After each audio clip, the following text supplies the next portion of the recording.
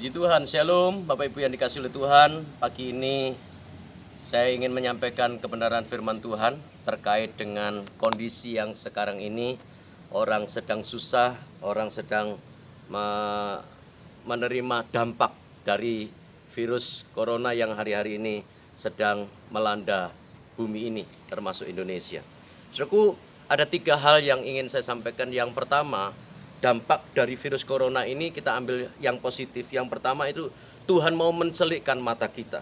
Ya, sebagai umat Tuhan kita harus tercelik dengan keadaan yang seperti ini. Saudaraku, di gereja itu tidak semua orang setia. Tidak semua jemaat yang ada di gereja dimanapun, saudaraku, itu tidak semua orang setia. Ada orang yang kurang setia, bahkan tidak setia kepada Tuhan.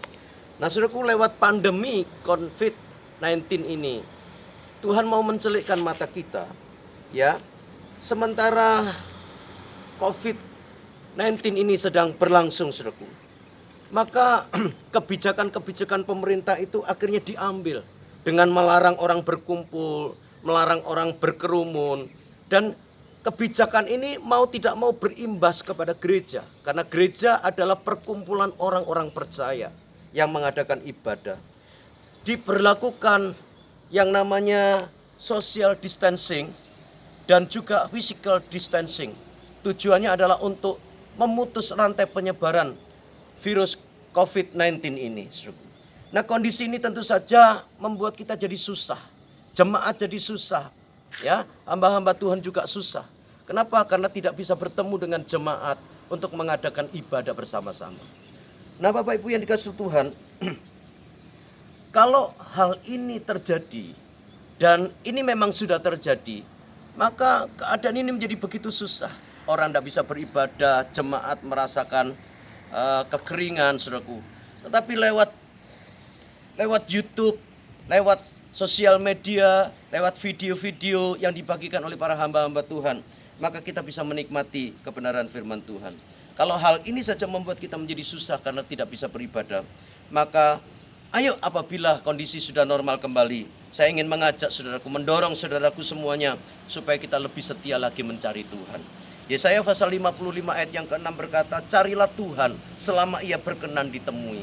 Cari Tuhan saat pintu anugerah dan kebaikan Tuhan itu masih terbuka buat kita. Ayo kita setia kepada Tuhan.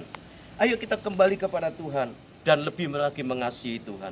Sebab di dalam Amos pasal yang ke-8 nanti akan terjadi, saudaraku, bahwa akan terjadi yang namanya kelaparan, bukan karena makanan dan minuman, tapi kelaparan akan firman Tuhan. Orang cari firman Tuhan, tapi firman Tuhan sudah tidak ada lagi.